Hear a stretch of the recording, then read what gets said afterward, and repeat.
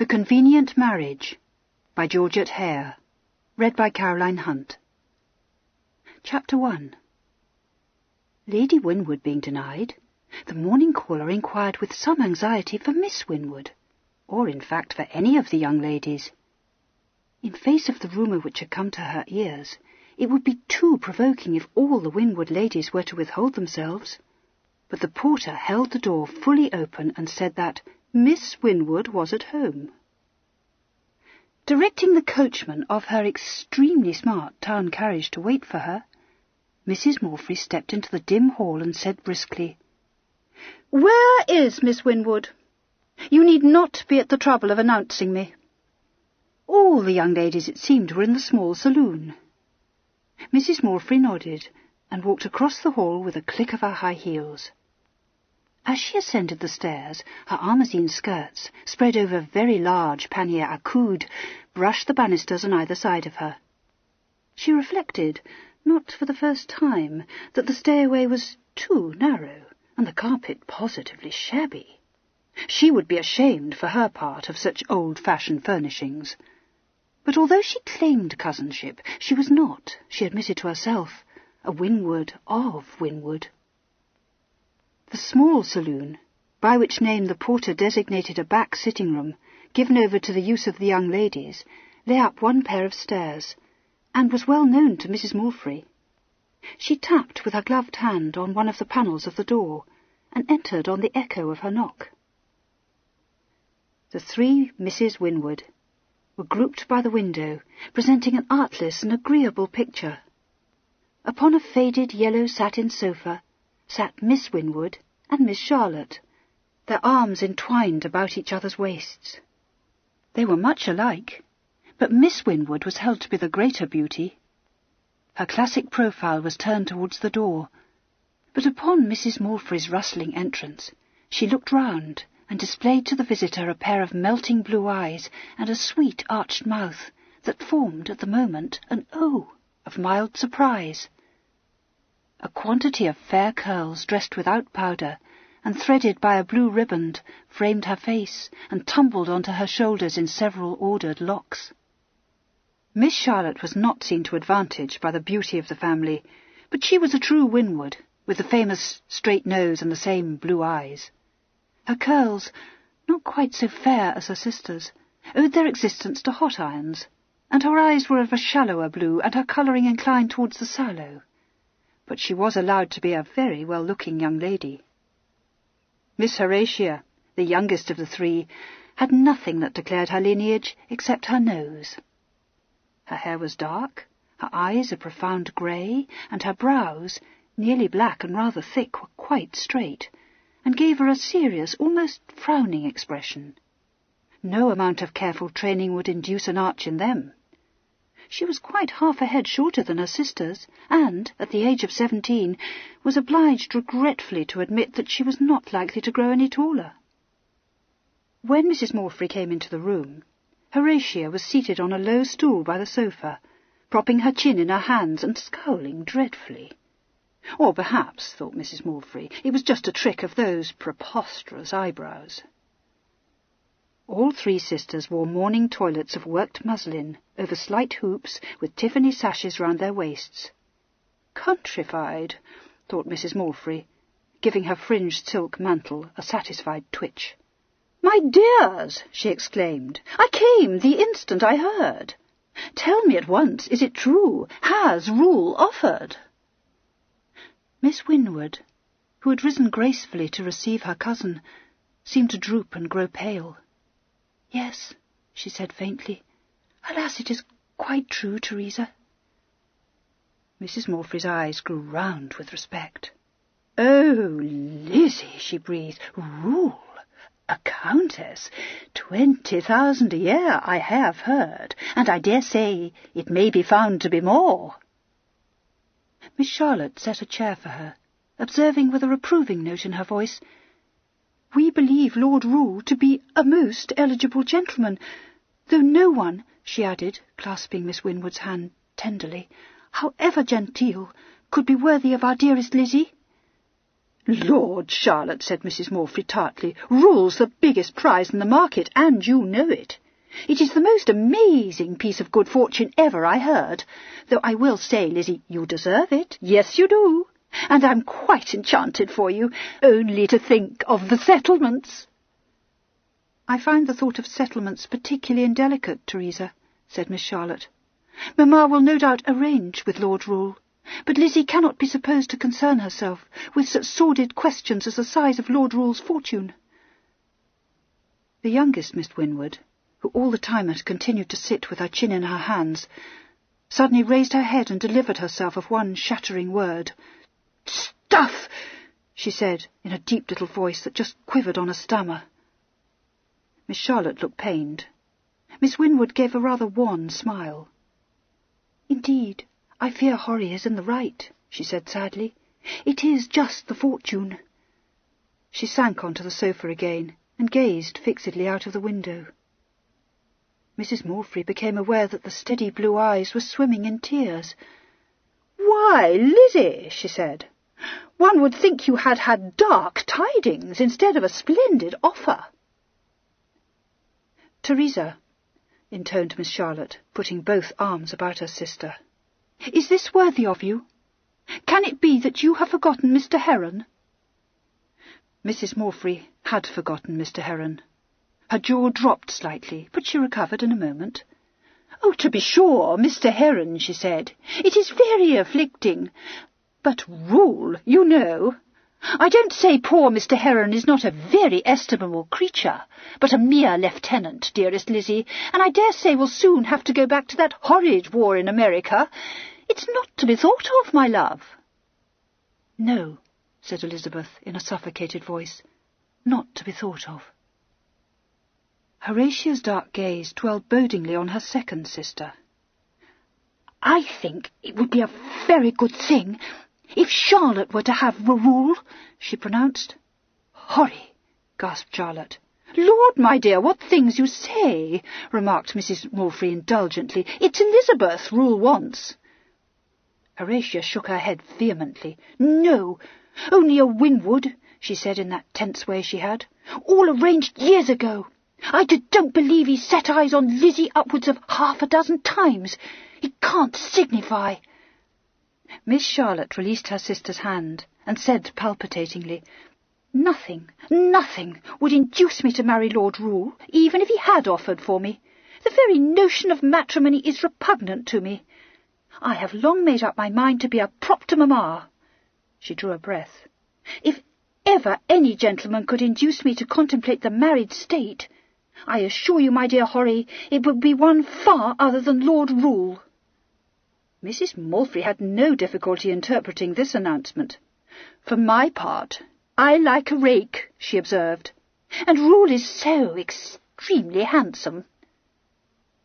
"I think," said Horatia obstinately, "that mamma might have suggested Charlotte." Elizabeth turned her head.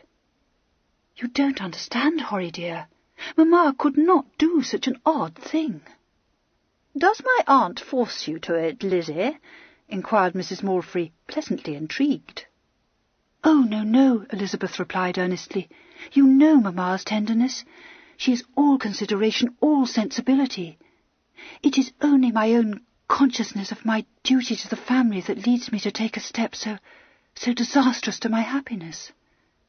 "Mortgages," said Horatia cryptically. "Pelham, I suppose," said Mrs. Morphy. "Of course it's Pelham," said Charlotte with a touch of bitterness. "Everything is his fault. Ruin stares us in the face." "Poor Pelham," Elizabeth said with a sigh for her absent brother. "I am afraid he is very extravagant." "It's his gambling debts, I take it," opined Mrs. Morphy. "My aunt seemed to think that even your portions—" She left the sentence delicately unfinished. Elizabeth flushed, but Horatia said, "You can't blame Pell. It's in the blood. One of us must marry Rule. Elizabeth's the eldest and the prettiest, but Charlotte would do very well. Lizzie's promised to Edward Heron." "Not promised, dearest," Elizabeth said in a low voice. "We only hoped. If he could but get his captaincy, Perhaps Mamma would consent." "Even supposing it, my love," said Mrs. Morfrey, with great good sense. What, I ask you, is a captain of a line regiment when compared with the Earl of Rule? And from what I hear, the young man has the most meagre of fortunes. And who, pray, is to buy his promotion?" Horatia said, quite undaunted, "Edward told me that if he had the good fortune to be in another engagement, there might be a chance." Miss Winwood gave a slight shudder and lifted her hand to her cheek. "Don't, Horry," she begged. "It doesn't signify," Mrs. Morfrey declared. "I know you will say I am unfeeling, my dear Lizzie, but it would not do at all. Why, how would you contrive on the young man's pay? It is all horribly sad. But only think of the position you will fill, the jewels you will have." The prospect appeared to affect Miss Winwood with repulsion, for she said nothing. It was left to Horatia to express the sentiments of all three sisters. "Vulgar," she said. "You are, you know, Teresa." Mrs. Morfrey blushed and made a business of arranging her stiff skirts. "Of course, I know that would not weigh with Lizzie, but you can't deny it is a brilliant match. What does my aunt feel?"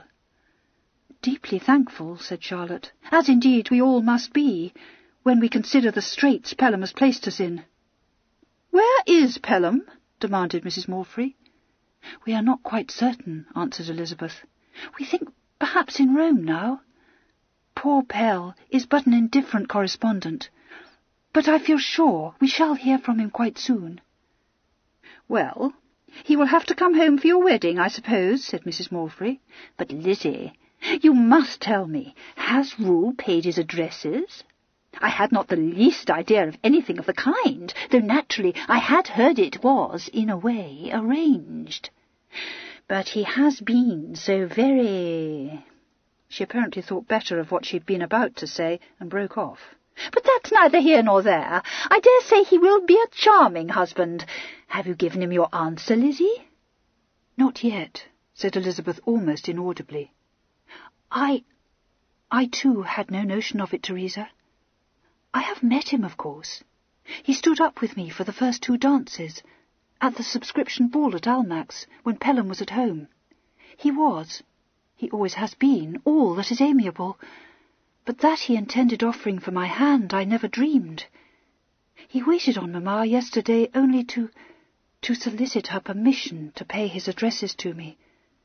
There is nothing announced yet, you must understand." "Everything of the most correct," approved Mrs. Morfrey. "Oh, my love, I cannot help it if you say I have no sensibility, but only conceive of having Rule paying his addresses to one. I declare I'd have given my eyes, or would have," she corrected herself, "had I not married a Mr. Morfrey. And so," she added, "would every other young lady in town. Why, my dears, you would not believe the caps that have been set at him." "Teresa, I must request you not to talk in that odious way," said Charlotte. Horatia was looking at her cousin with interest. "Why do you say only could conceive of Rule paying his addresses to one? I thought he was quite old." "Old?" said Mrs. Morfrey. "Rule? Nothing of the sort, my dear. Not a day above 35. I stake my reputation. And what a leg, what an air. The most engaging smile." "I could call that old," said Horatia calmly. "Edward is only 22. There did not seem to be much to say after that. Mrs. Morfrey, perceiving that she had culled all the news that her cousins could at this present impart, began to think of taking her leave of them. Though sorry for Elizabeth's evident distress at the magnificent prospect ahead of her, she could not in the least understand it, and considered that the sooner Lieutenant Heron was posted back to his regiment, the better it would be. Therefore, when the door opened to admit a spare female of uncertain age, who informed Elizabeth with a flutter in her voice that Mr. Heron was below and begged the favour of a word with her, she pursed her lips and looked as disapproving as she could. Elizabeth's colour fluctuated, but she rose up from the sofa and said quietly, "Thank you, Lainey." Miss Lane seemed to share a little of Mrs. Morfrey's disapproval. She regarded Elizabeth in a deprecating way and suggested, My dear Miss Winwood, do you think you should? Do you think your mamma would like it? Elizabeth replied with her gentle air of dignity, I have mamma's permission, dear lady, to tell Mr. Heron of the approaching change in my estate. Teresa, you won't, I know, speak of Lord Rule's obliging offer until it is formally announced. Too noble creature, Charlotte sighed as the door closed softly behind Miss Winwood.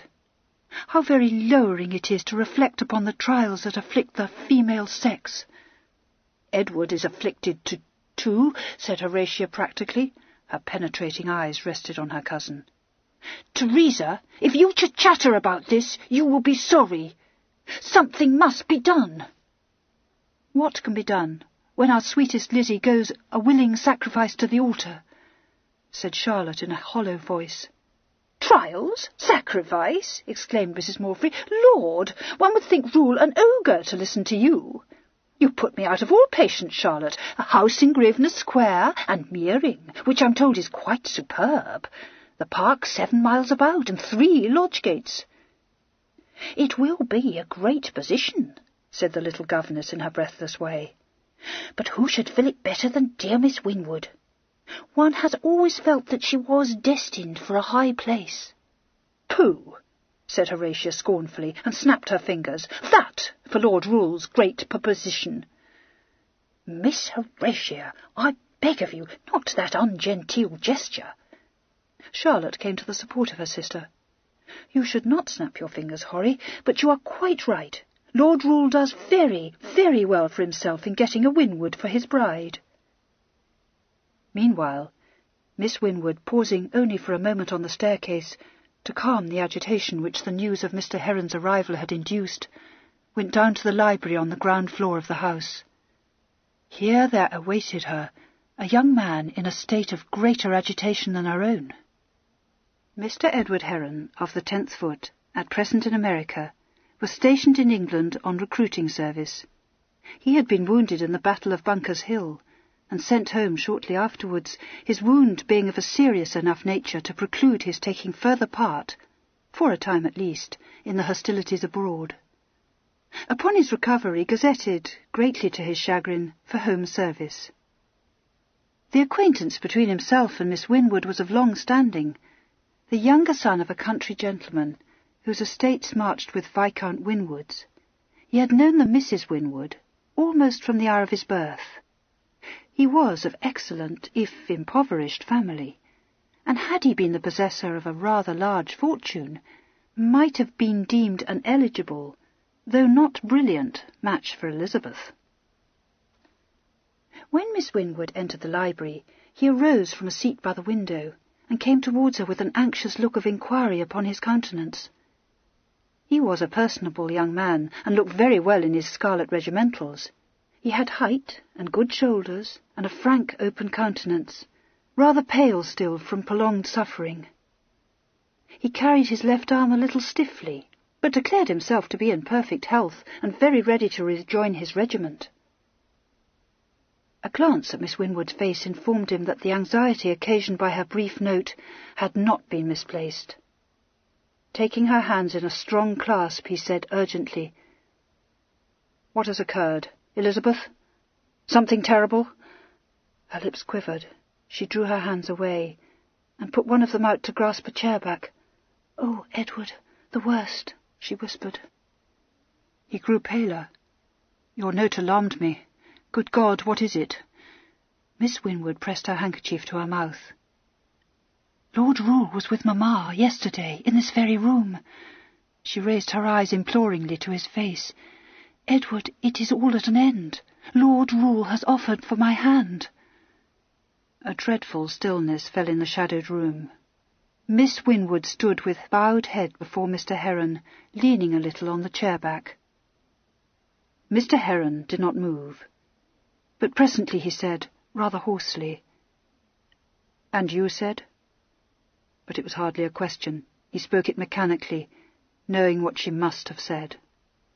She made a hopeless gesture. "What can I say? You know so well how it is with us." He took a step away from her and began to pace up and down the room. "Rule," he said. "Is he very rich?" "Very rich," Elizabeth desolately. Words crowded in Mr. Heron's throat, hurt, angry, passionate words, yet not one of them could he utter. Life had dealt him her cruelest blow, and all he could find to say, and that in a numb voice which did not seem to belong to him, was, "I see." He perceived that Elizabeth was silently weeping, and came at once to her, and took her hands, and drew her to a couch.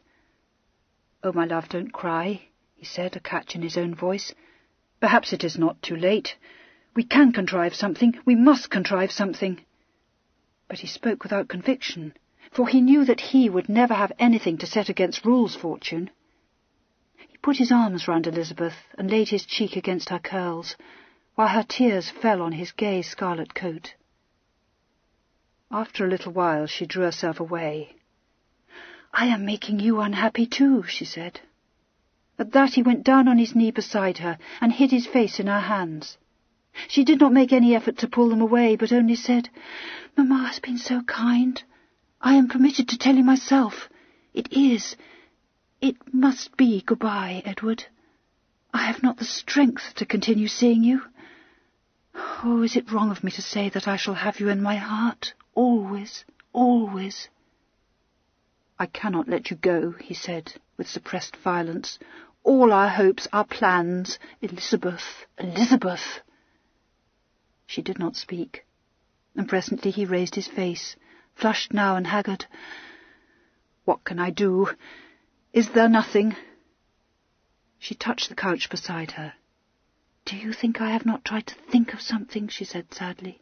"Alas, did we not feel always that ours was nothing but a dream, impossible to realize?" He sat down again, leaning his arm on his knee, and looking down at his own neat boot.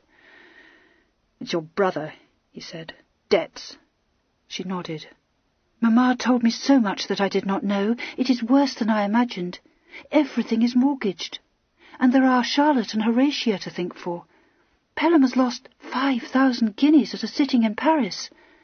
"Does Pelham never win?" demanded Mr. Heron despairingly. "I don't know," she replied. "He says he's very unlucky." He looked up. "Elizabeth, if it hurts you, I am sorry. But that you should be sacrificed to Pelham's selfish, thoughtless—" "Oh, hush," she begged. "You know the fatal tendency in us Winwoods. Pelham cannot help it. My father even. When Pelham came into his inheritance, he found it already wasted. Mamma explained it all to me. She is so very sorry, Edward. We have mingled our tears. But she thinks, and how can I not feel the truth of it, that it is my duty to the family to accept Lord Rule's offer." "Rule," he said bitterly, "a man 15 years your senior, a man of his reputation. He has only to throw his glove at your feet, and you— Oh, God, I cannot bear to think of it." His writhing fingers created havoc amongst his pomaded curls. "Why must his choice light on you?" he groaned. "Are there not others enough?" "I think," she said diffidently, "that he wishes to ally himself with our family. They say he's very proud, and our name is also a proud one." She hesitated and said, colouring, "It is to be a marriage of convenience, such as are the fashion in France. Lord Rule cannot pretend to love me, nor I him." She glanced up as the gilt timepiece on the mantel-shelf chimed the hour. "I must say good-bye to you," she said with desperate calm. "I promised Mamma. Only half an hour. Edward—" She shrank suddenly into his embrace. "Oh, my love, remember me," she sobbed. 3 minutes later the library door slammed, and Mr. Heron strode across the hall towards the front door, his hair in disorder, his gloves and cocked hat clenched in his hand. "Edward!" The thrilling whisper came from the stairhead. He glanced up, heedless of his ravaged face and wild appearance. The youngest Miss Winwood leaned over the balustrade and laid a finger on her lips. "Edward, come up! I must speak to you." He hesitated, but an imperious gesture from Horatia brought him to the foot of the stairs. "What is it?" he asked curtly. "Come up," repeated Horatia impatiently. He slowly mounted the stairs. His hand was seized, and he was whisked into the big withdrawing room that overlooked the street. Horatia shut the door. "Don't speak too loud. Mamma's bedroom is next door. What did she say?" "I have not seen Lady Winwood," Mr. Heron answered heavily. "Stupid! Lizzie!" He said tightly, "Only goodbye." "It shan't be," said Horatia with determination. "Listen, Edward, I have up a plan." He looked down at her, a gleam of hope in his eyes. "I'll do anything," he said. "Only tell me." "It isn't anything for you to do," said Horatia.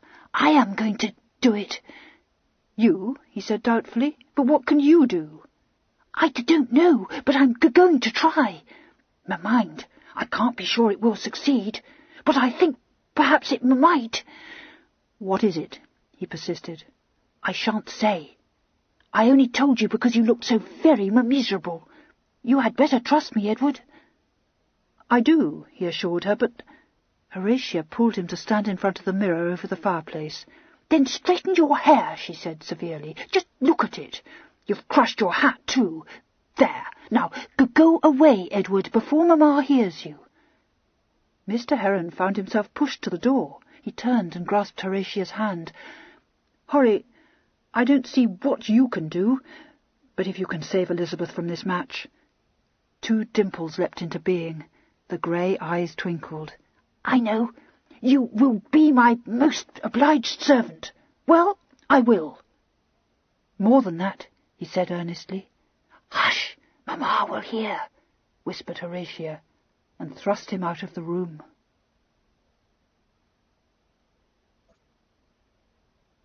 Chapter 2. Mr. Arnold Gisborne, lately of Queen's College, Cambridge, was thought by his relatives to have been very fortunate to have acquired the post of secretary to the Earl of Rule. He was tolerably satisfied himself. Employment in a noble house was a fair stepping-stone to a public career, but he would have preferred, since he was a serious young man, the service of one more nearly concerned with the affairs of the nation. My Lord of Rule, when he could be moved thereto, occasionally took his seat in the upper house, and had been known to raise his pleasant, lazy voice in support of a motion. But he had no place in the ministry, and he displayed not the smallest desire to occupy himself with politics. If he spoke, Mr. Gisborne was requested to prepare his speech, which Mr. Gisborne did with energy and enthusiasm, hearing in his imagination the words delivered in his own crisp voice. My lord would glance over the sheets of fine handwriting and say, "Admirable, my dear Arnold, quite admirable, but not quite in my mode, do you think?" And Mr. Gisborne would have sadly to watch my lord's well-kept hand driving a quill through his most cherished periods. My lord, aware of his chagrin, would look up and say with his rather charming smile, "I feel for you, Arnold, believe me, but I am such a very frippery fellow, you know. It would shock the lords to hear me utter such energetic sentiments. It would not do at all. My lord, may I say that you like to be thought of as a frippery fellow?" asked Mr. Gisborne, with a severity tempered by respect. "By all means, Arnold, you may say just what you like," replied his lordship amiably. But in spite of this permission, Mr. Gisborne did not say anything more. It would have been a waste of time. My lord could give one a set-down, though always with that faint look of amusement in his bored grey eyes, and always in the pleasantest manner. Mr. Gisborne contented himself with dreaming of his own future, and in the meantime managed his patron's affairs with conscientious thoroughness. The Earl's mode of life he could not approve, for he was the son of a dean and strictly reared. My lord's preoccupations with such wanton pieces of pretty femininity as La Fanciola of the Opera House, or a certain Lady Massey, filled him with a disapproval that made him at first scornful, and later, when he had been my lord's secretary for a 12-month, regretful. He had not imagined, upon his first setting eyes on the Earl, that he could learn to like or even tolerate this lazy, faintly mocking exquisite. But he had not, after all, experienced the least difficulty in doing both. At the end of a month he had discovered that just as his lordship's laced and scented coats concealed an extremely powerful frame, so his weary eyelids drooped over eyes that could become as keen as the brain behind. Yielding to my lord's charm, he accepted his vagaries, if not with approval, at least with tolerance. The Earl's intention to enter the married state took him by surprise. He had no notion of such a scheme until the morning 2 days after his lordship had visited Lady Winwood in South Street. Then, as he sat at his desk in the library, Rule strolled in after a late breakfast, and perceiving the pen in his hand, complained, "You are always so damnably busy, Arnold. Do I give you so much work?" Mr. Gisborne got up from his seat at the desk. "No, sir, not enough." "You are insatiable, my dear boy." He observed some papers in Mr. Gisborne's grasp and sighed. "Oh, what now?" he asked with resignation. "I thought, sir, you might wish to see these accounts from Meering," suggested Mr. Gisborne. "Not in the least," replied his lordship, leaning his big shoulders against the mantelpiece. "Very well, sir." Mr. Gisborne laid the papers down and said tentatively, "You won't have forgotten that there is a debate in the House today, which you will like to take part in." His lordship's attention had wandered. He was scrutinizing his own top boot, for he was dressed for riding, through a long-handled quizzing glass, but he said in a mildly surprised voice, "Which I shall what, Arnold?" "I made sure you would attend it, my lord," said Mr. Gisborne defensively. "I'm afraid you are in your cups, my dear fellow. Now tell me, do my eyes deceive me, or is there a suggestion, the merest hint of a... really, I fear I must call it a bagginess about the ankle?" Mr. Gisborne glanced perfunctorily down at his lordship's shining boot. "I don't observe it, sir." "Come, come, Arnold," the Earl said gently. "Give me your attention, I beg of you." Mr. Gisborne met the quizzical gleam in his lord's eyes and grinned in spite of himself. "Sir, I believe you should go. It is of some moment in the lower house." "I felt uneasy at the time," mused the Earl, still contemplating his legs. "I shall have to change my bootmaker again." He let his glass fall on the end of its long riband, and turned to arrange his cravat in the mirror. "Remind me, Arnold, that I am to wait on Lady Winwood at 3. It is really quite important." Mr. Gisborne stared. "Yes, sir?" "Yes, quite important. I think the new habit, the coat dos de puce, or is that a thought sombre for the errand? I believe the blue velvet would be more fitting." "And the peruke à bosse? You prefer the catechan wig, perhaps? But you are wrong, my dear boy. I am convinced you are wrong. The arrangement of curls at the front gives me an impression of heaviness. I feel sure you would not wish me to be heavy." He gave one of the lace ruffles that fell over his hand a flick. "Oh, I have not told you, have I? You must know that I am contemplating matrimony, Arnold." Mr. Gisborne's astonishment was plain to be seen. "You, sir?" he said, quite dumbfounded. "But why not?" inquired his lordship. "Do you object?" "Object, sir? I am only surprised." "My sister," explained his lordship, "considers that it is time I took a wife." Mr. Gisborne had a great respect for the Earl's sister, but he had yet to learn that her advice carried any weight with his lordship. "Indeed, sir," he said, and added diffidently, "It is Miss Winwood." "Miss Winwood," agreed the Earl.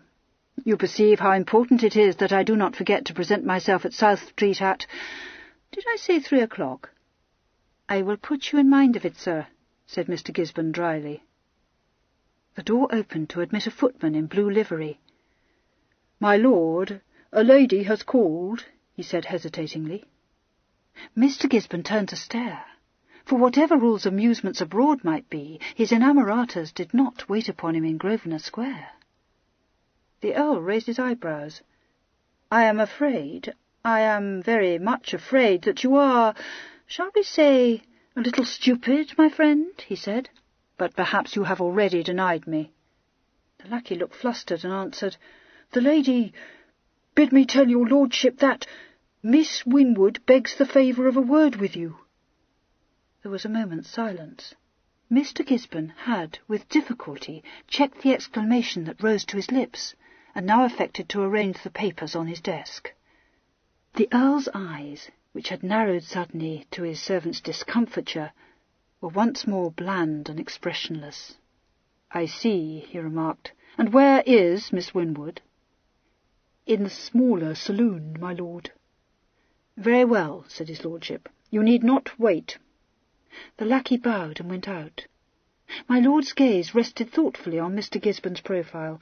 "Arnold," he said softly. Mr. Gisborne looked up. "Are you very discreet, Arnold?" said his lordship. Mr. Gisborne met his look full. "Yes, sir, of course."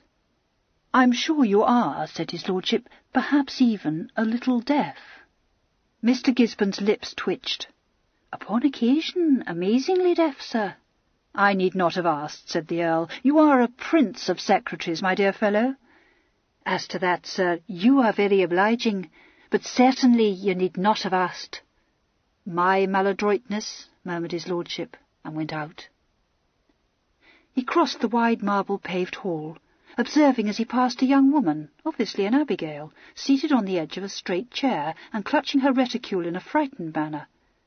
Miss Winwood, then, had not come quite unattended. One of the lackeys sprang to throw open the massive mahogany door that led to the small saloon, and my lord went in. A lady, not so tall as he had expected to see, was standing with her back to the door, apparently inspecting an oil painting that hung on the far wall. She turned quickly as he came in, and showed him a face that certainly did not belong to Miss Winwood. He checked for a moment, looking down at her in some surprise. The face under the simple straw hat also showed surprise. "Are you Lord Rule?" demanded the lady. He was amused. "I have always believed so," he replied. "Why, I thought you were quite old," she informed him ingenuously. "That," said his lordship with perfect gravity, "was unkind of you. Did you come to see me in order to, satisfy yourself as to my appearance?" She blushed fierily. "Please forgive me," she begged, stammering dreadfully. "It was very rude of me.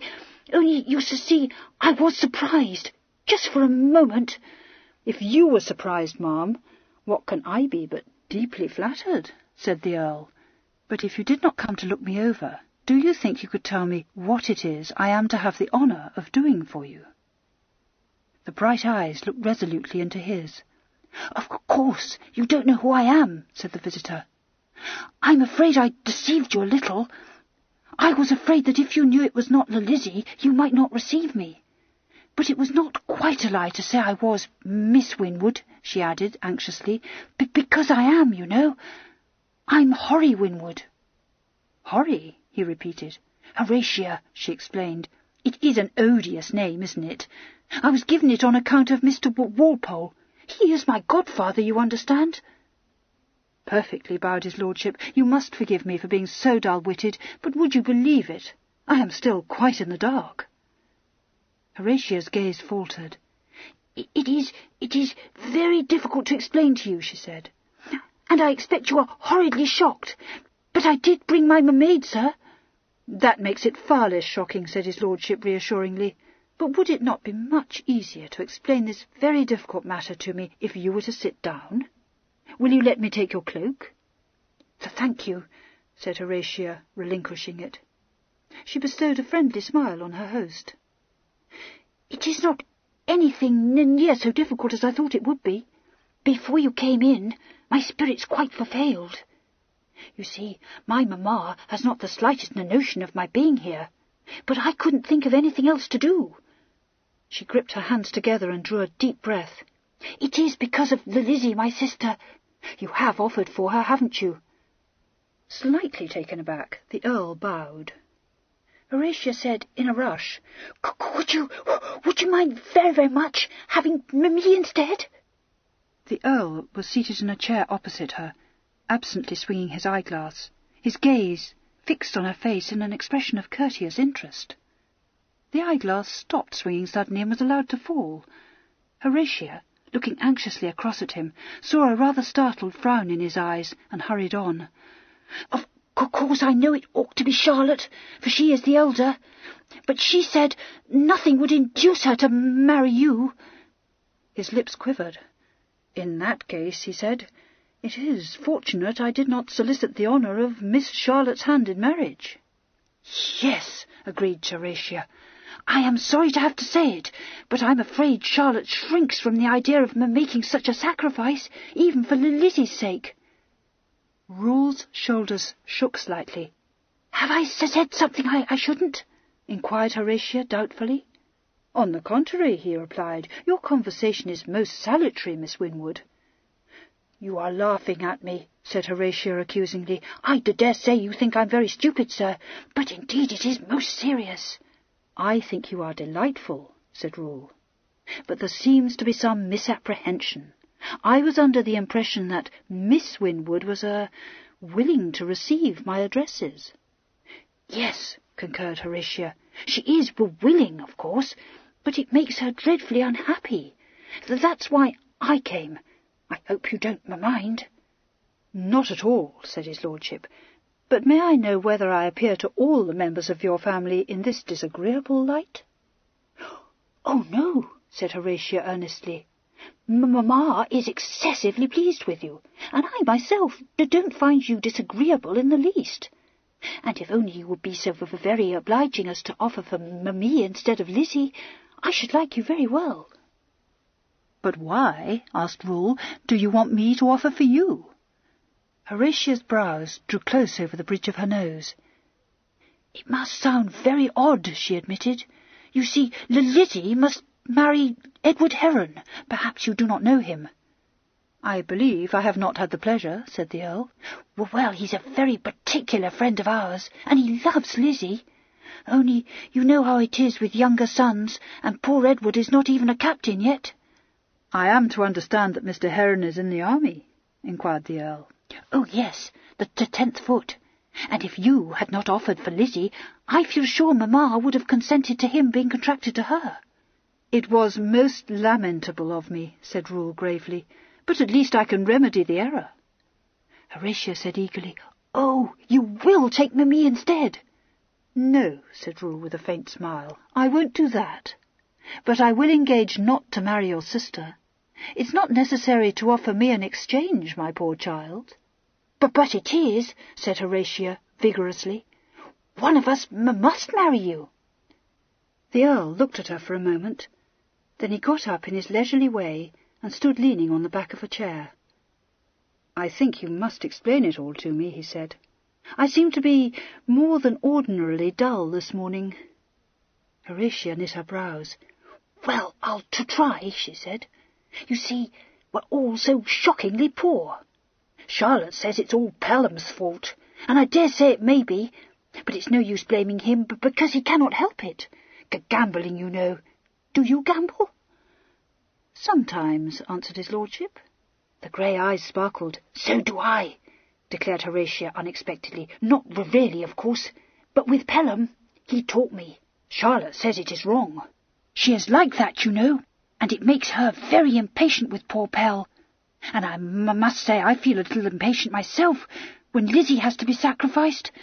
Mamma is sorry too, but she says we must all feel deeply thankful." She coloured and said rather gruffly, "It's vulgar to care about settlements, but you are very rich, are you not?" "Very," said his lordship, preserving his calm. "Yes," nodded Horatia. "Well, you see." "I see," agreed Rule. "And you are going to be the sacrifice?" She looked up at him rather shyly. "It can't signify to you, can it? Except that I'm not a beauty, like Lizzie, but I have got the nose, sir." Rule surveyed the nose. "Undoubtedly you have the nose," he said. Horatia seemed determined to make a clean breast of her blemishes. "And perhaps you could become used to my eyebrows?" The smile lurked at the back of Lord Rule's eyes. "I think quite easily," she said sadly.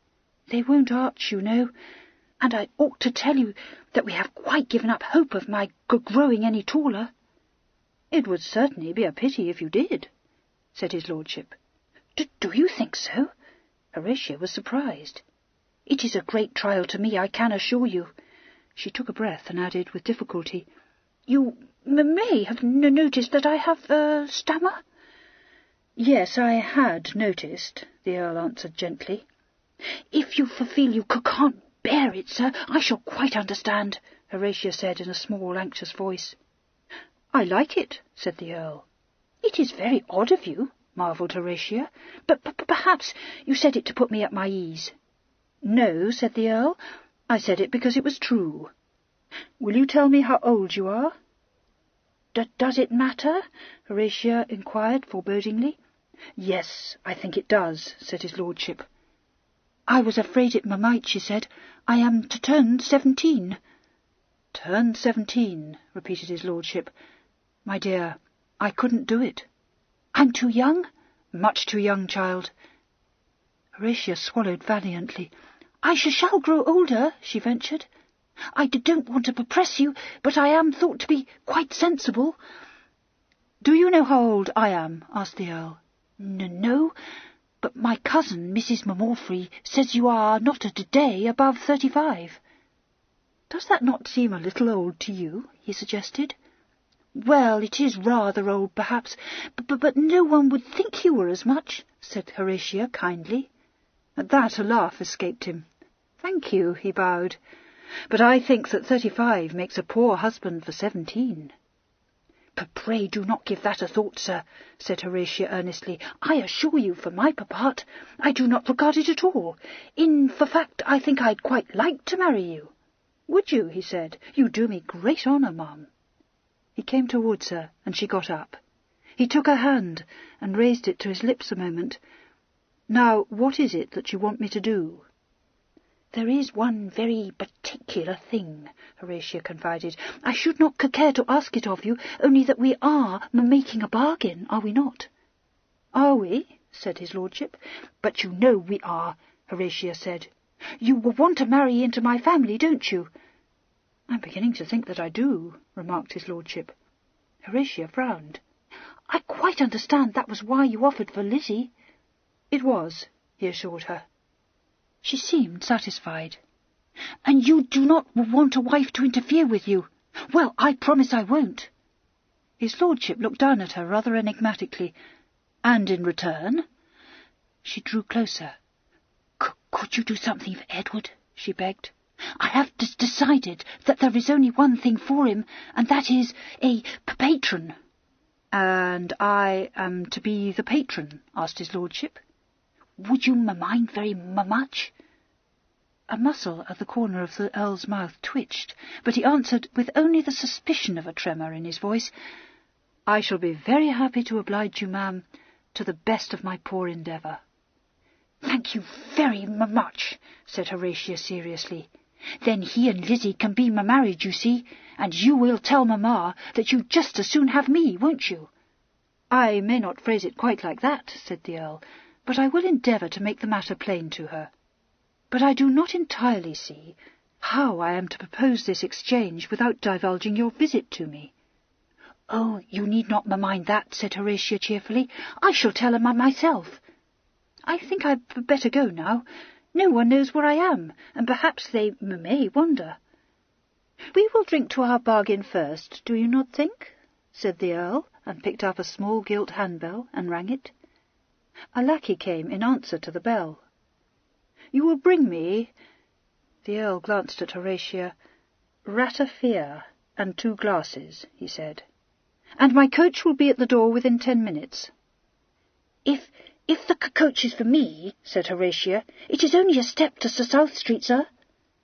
"But I would rather that you permitted me to convey you," said his lordship. The butler brought the ratafia himself, and set the heavy silver tray down on the table.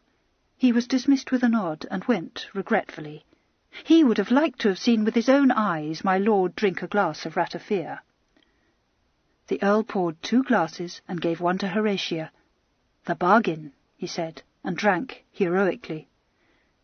Horatia's eyes twinkled merrily. "I feel sure we shall deal famously together," she declared, and raised the glass to her lips.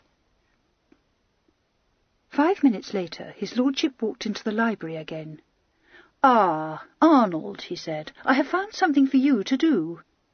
"Yes, sir," said Mr. Gisborne, rising.